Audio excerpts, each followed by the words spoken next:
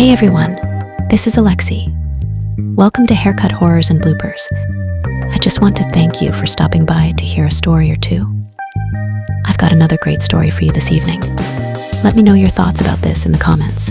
Enjoy.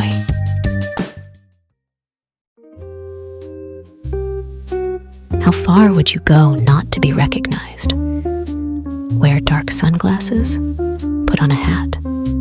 How about cut off your long hair really short? Hear this story of how far one woman went so she would not get recognized. I never thought I'd be living in one of those pay-by-the-week motels. You know the type, right? Off the beaten highway, hidden behind some truck stop diner. It was supposed to be temporary. Funny how temporary turns into months without you even realizing it. But hey, you get by however you can. Life's not glamorous when you're in a place like this. One night, I heard someone move into the room next to mine. It was late. Muffled footsteps and voices through the paper-thin walls. Didn't think much of it. Figured it was just another drifter passing through. The next morning, I was sitting outside my room with a cup of instant coffee.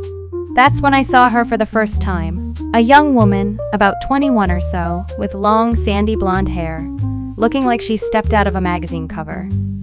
Now, you don't see people like her staying in places like this? Too pristine, too. Out of place. She walked up to me and asked where I got my coffee. I told her she could get some at the lobby, next to the manager's desk. She came back with her coffee and stood near me, sipping quietly. There was something different about her, though. She didn't seem like the type who ends up in rundown motels by the highway. People who come here, they're running from something. I've seen it enough times to know the signs. We started talking and became casual friends. But she never opened up much about her past. We'd hang out outside our rooms most days, just sitting there. But one day, she seemed jumpy, upset. I'd heard her arguing on the phone that morning, voices raised but muffled through the wall. Later, as we sat out front, a car, a luxury car, drove past the parking lot entrance, real slow. Then, it sped back onto the highway. That's when she got really nervous and insisted we hang out inside my room. Something was off, but I didn't ask. I figured it wasn't my business. While we were talking, there was a knock on the door. She jumped, but it was just my friend asking for a trim. I do haircuts, you know.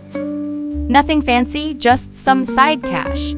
She wanted her ends and bangs cleaned up, so I grabbed my scissors and got to work. The blonde girl watched me closely, her eyes following every snip of the scissors like she was seeing something far beyond a simple haircut. When I was done, my friend gave me $2, big spender, right? And then she left. That's when the girl asked, almost out of nowhere, "Do you think you could cut my hair? Why would you want to cut off your beautiful long hair?"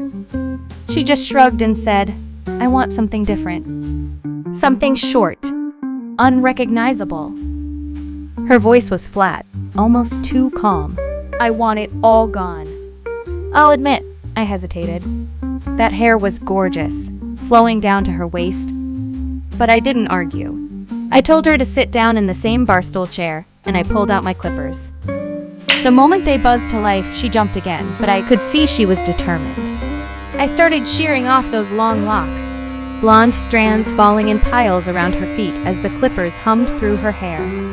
Bit by bit, I worked my way up to her ears, then shaped to the back of her nape, going up and down, finishing with scissors around the sides and bangs. By the time I was done, she looked like a completely different person. I handed her a mirror.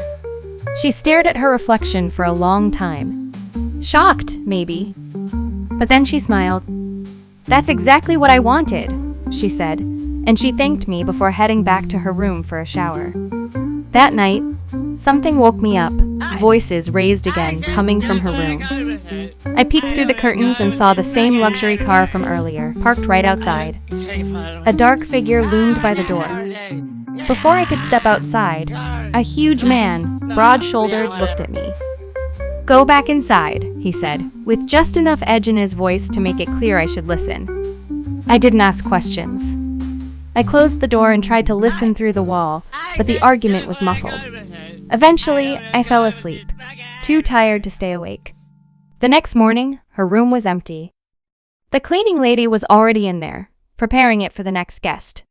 No sign of the girl, no trace of what happened. Just gone. As I was about to go back inside, I noticed an envelope taped to my door. Inside was a folded note, handwritten in rushed script. I had to leave, but thanks for being a great friend. I enjoyed our conversations. I forgot to pay you for the haircut. Thanks again. No explanation, no mention of where she was going or who that guy was. Just the note. I unfolded the last part, and there it was. A crisp $100 bill tucked inside. I stood there for a moment, staring at the bill, and then it hit me. She'd been running. From someone or something. She wanted the short hair to make herself disappear, to blend in. But whoever she was hiding from found her anyway. I guess a haircut can change how you look, but it can't change who's looking for you. Did you like that story? A big thanks to all those who sent me stories. Come back for more. The haircut horrors and bloopers. Great news. I'm planning on cranking out a new video every day. Don't forget to subscribe. And if you love true horror stories, and based on true horror stories, check out my other channel, Fear Without End. All one word. That's Fear Without End. See you next time with another great story. Thanks, guys.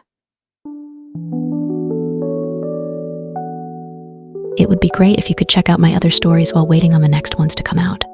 Enjoy.